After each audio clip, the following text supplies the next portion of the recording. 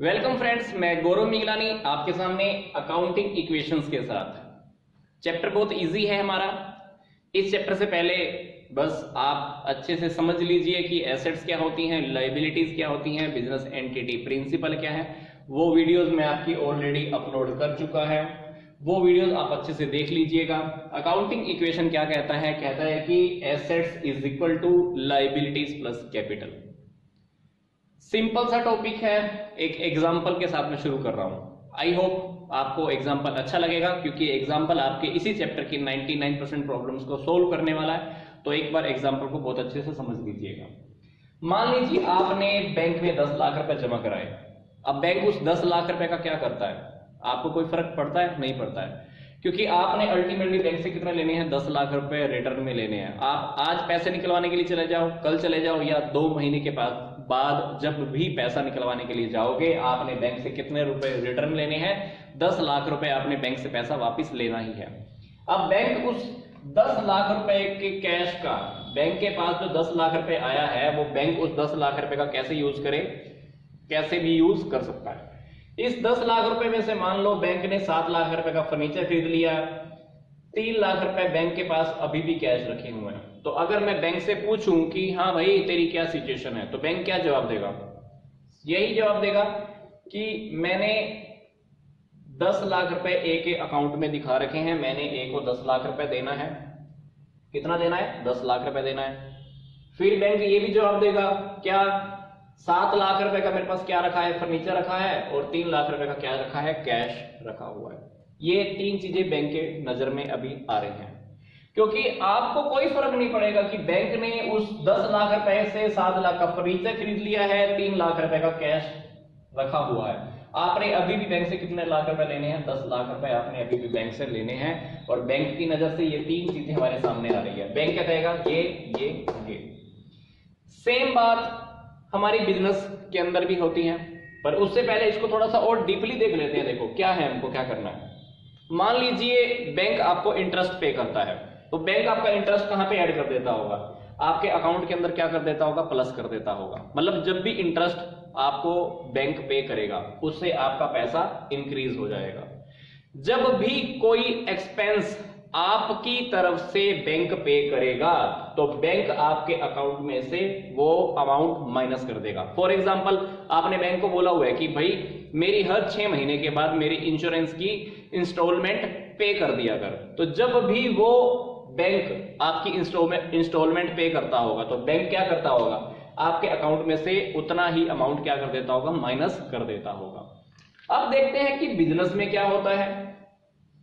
Business के अंदर देखिए, बिजनेसमैन ने बिजनेस में 10 लाख रुपए लगाए।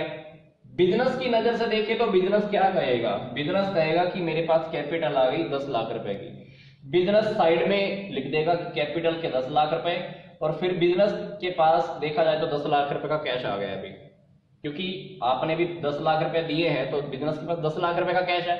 पर बिजनेस साइड में ये बात भी लिख देगा कि मैंने 10 लाख रुपए बिजनेसमैन को देने हैं।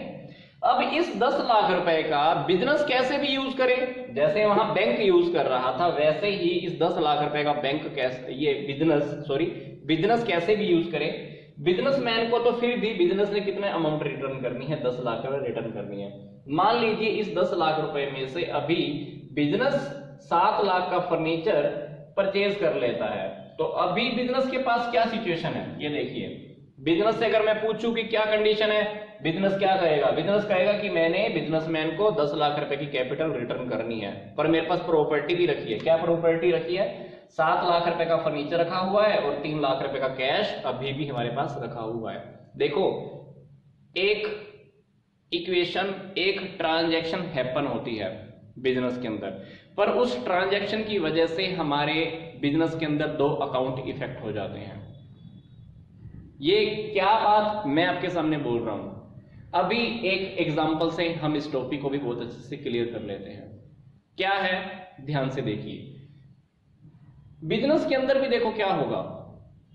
बिजनेस रियलिटी में कमाता किस लिए, किसके लिए है? प्रॉफिट होएगा, किसको देगा? वो बिजनेसमैन को देगा। अब बिजनेस को कल की डेट में मान लो बिजनेस अगर 20,000 रुपए का प्रॉफिट कमा लेता है, तो ये बिजनेस क्या करेगा? प्रॉफिट किसको दे देगा? बिजनेसमैन को दे देगा, मतलब उसकी कैपिटल इंक्रीज हो जाएगी। बैंक भी तो क्या कर रहा था, बैंक जब भी इंटरेस्ट पे कर रहा था, किसको पे कर रहा था, आपको ही पे कर रहा था। बैंक ने जब इंटरेस्ट दिया तो आपके पैसे में क्या हो गया था, प्लस हो गया था। बैंक जब कोई खर्चा कर रहा था तो आपके पैसे में से क्या हो गया था, माइनस हो गया था। यही सिचुएशन बैंक के अंदर थी, यही सिचुएशन अभी बिजनेस के अंदर है। बिजनेस भी क्या करेगा, बिजनेस जब जब प्रॉफिट कमाएगा तो आपकी कैपिटल क्या होने वाली है, प्लस होने वाली है। बिजनेस जब जब कोई एक्सपेंस करेगा तब तब आपकी कैपिटल क्या होने वाली है, माइनस होने वाली है। बिजनेस ने मान लो कहीं से 10,000 रुपए का कमीशन कमाया है, कहीं से अर्न किया है, तो बिजनेस ने अल्टीमेटली वो जो कमाई है वो भी तो किसको देनी है, आपको ही देनी है। किसको देनी है, बिजनेसमैन को देनी है। तो जब जब बिजनेस के पास इनकम आएगी, जब जब बिजनेस के पास कहीं से प्रॉफिट होगा, तो अल्टीमेटली आपकी कैपिटल क्या होती जाएगी, प्लस होती जाएगी। और इसी तरीके से ही अगर बिजनेस में कोई एक्सपेंस होगा तो उससे भी आपकी कैपिटल क्या होती जाएगी, माइनस होती जाएगी। तो ये एक एग्जांपल से हम इस टॉपिक को बहुत अच्छे से देख लेते हैं। अभी अब हमारा इस इक्वेशन को प्रूव करने का टाइम हो गया है। क्या एसेट्स इक्वल रहती हैं लायबिलिटीज प्लस कैपिटल के। देखिए सिंपल सी बात, एक एग्जांपल जो मैं आपको भी दे रहा था, मान लीजिए बिजनेसमैन ने बिजनेस को 10 लाख रुपए दिए। बिजनेस की नजर से देखा जाए, बिजनेस साइड में लिख देगा कि मैंने बिजनेसमैन को 10 लाख रुपए कैपिटल के देने हैं। अब बिजनेस ये भी कहेगा कि मेरे पास 10 लाख रुपए कैश भी आ गए हैं। अब बिजनेस उस पैसे को कैसे भी यूज करे, बिजनेसमैन को कोई फर्क नहीं पड़ना चाहिए, क्योंकि बिजनेसमैन ने अल्टीमेटली उससे 10 लाख रुपए लेने हैं। अब बिजनेसमैन ने बिजनेस को एक हक दे दिया है कि ले भाई 10 लाख रुपए मैं तेरे से ले लूंगा जब भी मेरे को जरूरत होगी, पर तेरे को इस 10 लाख का कैसे यूज करना है तू कर। तो ऐसे ही हमारी एक कहानी स्टार्ट होती है। क्या स्टोरी शुरू होती है, बिजनेसमैन ने बिजनेस स्टार्ट किया 10 लाख रुपए के साथ। बिजनेस की नजरों से देखें, 10 लाख रुपए का हमारे पास कैश आ गया है और 10 लाख रुपए की हमारे पास कैपिटल इंक्रीज हो गई है। बिजनेस की नजरों से हमको देखना है। बिजनेस एंटिटी प्रिंसिपल भी ये कहता है कि हमको जब भी कोई काम करना है बिजनेस की नजरों से करना है। अब यहाँ पे हमको सारा काम बिजनेस की नजर से करना पड़ेगा। जो भी ट्रांजैक्शन होंगी अभी हमारी, जो भी लेन देन हमको यहाँ पे एंटर करनी है, किसकी नजर से सोचनी है, बिजनेस की नजर से सोचनी है। बिजनेस की नजर से सोच के चलेंगे तो हमारा क्वेश्चन कुछ भी नहीं है, बिल्कुल सिंपल है। लेट्स सी, बिजनेस की नजर से देखें तो हमारा 10 लाख रुपए का कैश आ गया और 10 लाख रुपए की कैपिटल इंक्रीज हो गई। अल्टीमेटली कैश देखो, कैश किसका पार्ट होता है, एसेट्स का पार्ट होता है। तो आप क्या करो, एसेट्स के अंडर में, एसेट्स के हेड के अंडर में कितना कैश लिख दो, 10 लाख रुपए का कैश लिख दो। बिजनेस की नजर में तो हमारी कैपिटल भी इंक्रीज हो गई है। क्या, कैपिटल। तो आप 10 लाख रुपए की यहां कैपिटल लिख दो। इस ट्रांजैक्शन की वजह से, पहली ट्रांजैक्शन की वजह से हमारा लायबिलिटीज के ऊपर कोई इफेक्ट नहीं है। एक ट्रांजैक्शन हमारी कंप्लीट हो चुकी है। सिचुएशन देखो बिजनेस में क्या है, 10 lakh is equal to 0 plus 10 lakh, मतलब 10 लाख हमारा 10 लाख के बराबर ही है, क्योंकि हमने क्या लिखा था, एसेट्स हमेशा इक्वल रहती हैं लायबिलिटीज प्लस कैपिटल के। अब दूसरी ट्रांजैक्शन को करके देखते हैं। बिजनेस हमारा कपड़े का है, हमने सेकंड ट्रांजैक्शन में क्या खरीदा है, फर्नीचर खरीदा है। अब फर्नीचर खरीदा है तो फर्नीचर अल्टीमेटली हमारी प्रॉपर्टी ही मानी जाएगी। तो फर्नीचर खरीदा है 2 लाख का, ये मान लो हमने कैश में खरीदा है। 2 लाख का फर्नीचर किस में खरीदा, मैंने कैश में खरीदा। घर में आप जब फर्नीचर खरीद के लाते हो क्या होता होगा, मान लो आपने घर में 2 लाख का फर्नीचर खरीदा तो क्या हुआ होगा, पैसा गया माइनस, मतलब फर्नीचर आया प्लस। बिजनेस के अंदर भी यही होगा। अभी क्या, 2 लाख का कैश चला गया आपके पास से, माइनस आ गया आपके पास फर्नीचर आ गया, आप यहां 2 लाख लिख दो। पर इस ट्रांजैक्शन की वजह से हमारा कैपिटल पे कोई फर्क नहीं पड़ेगा, इज इक्वल टू 0 प्लस 0 फर्क, कोई इफेक्ट नहीं आएगा, क्योंकि इससे हमारी कैपिटल इंक्रीज नहीं हुई है। अब बिजनेस ने उस पैसे का कैसे भी यूज किया है, अल्टीमेटली बिजनेसमैन ने कितने पैसे रिटर्न करने, देखो कैश कितना रह गया, पहले ये देखो, कैश रह गया है 8 लाख, फर्नीचर कितने का है 2 lakh, is equal to 0 plus 10 lakh. ये हमारी इक्वेशन पूरी हो चुकी है। क्या, assets 10 lakh is equal to 10 lakh. Simple सी बात, बिजनेसमैन को अभी भी कोई फर्क नहीं पड़ रहा है। बिजनेसमैन कहेगा भाई मैंने तो तेरे से 10 लाख रुपए लेनी है, तूने चाहे उसमें से 2 लाख का फर्नीचर खरीदा हो, 8 लाख चाहे तेरे पास कैश रखा हो, मैंने तेरे से क्या लेना है, मैंने तो तेरे से 10 लाख रुपए लेना है। तीसरी ट्रांजैक्शन देखते हैं। बिजनेस ने क्या किया, क्लोथ, कुछ कहीं से कपड़ा खरीद के लाया है। बिजनेस कितने का खरीद के लाया है, 1 लाख का खरीद के लाया है।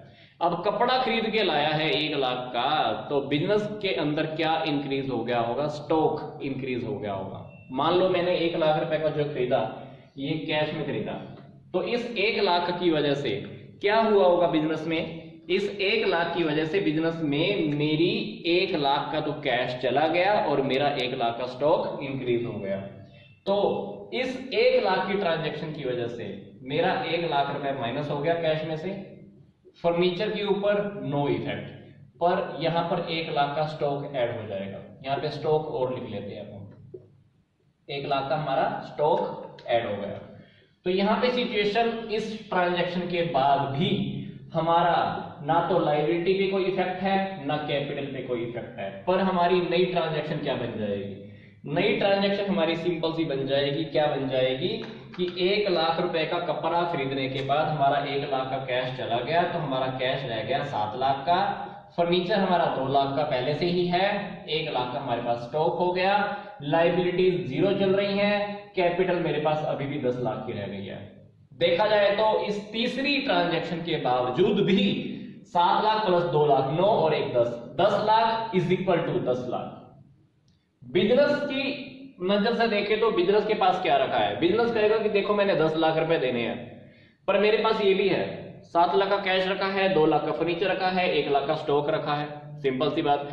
बिजनेसमैन की नजर से देखिए बिजनेसमैन को कोई फर्क नहीं पड़ना चाहिए। क्यों फर्क नहीं पड़ेगा, क्योंकि बिजनेसमैन ने तो अल्टीमेटली 10 लाख रुपए रिटर्न करने हैं। अब उस 10 लाख रुपए का बिजनेस ने कैसे भी यूज किया हो, बिजनेस को कोई फर्क नहीं है। सेम वही सिचुएशन जो मैंने आपको स्टार्टिंग के एग्जांपल में दी थी। अगर आपने 10 लाख रुपए बैंक में जमा कराए, बैंक वो पैसा कैसे भी यूज करता हो, क्या आपने आज तक ध्यान दिया? नहीं दिया, क्योंकि आपने बैंक से जब भी पैसे मांगे आपको पूरे के पूरे पैसे वापिस मिल गए हैं। सेम सिचुएशन बिजनेस के अंदर है। अभी बिजनेस ने आपको अभी भी पूरे के पूरे पैसे आपको रिटर्न करने हैं। वो बिजनेस आपके पैसे का चाहे कैसे भी यूज करे, आपको कोई फर्क नहीं पड़ना चाहिए। तो आई होप ये टॉपिक, ये एग्जांपल आपको बहुत अच्छे से समझ में आ गया होगा। मैं आप सबसे रिक्वेस्ट करूंगा कि business entity principle video number 4 बहुत अच्छे से देखिए, क्योंकि बिजनेस एंटिटी प्रिंसिपल आप अच्छे से देख लेते हैं तो ये हमारा टॉपिक बहुत इजीली आपका सोल्व हो जाएगा। आपकी प्रॉब्लम्स काफी सारी सोल्व हो जाएंगी अपने आप ही। तो आई होप ये आपको टॉपिक समझ में आ गया होगा। तो यहाँ का वीडियो देखने के लिए, यहाँ तक का टॉपिक देखने के लिए आप सबका बहुत बहुत धन्यवाद।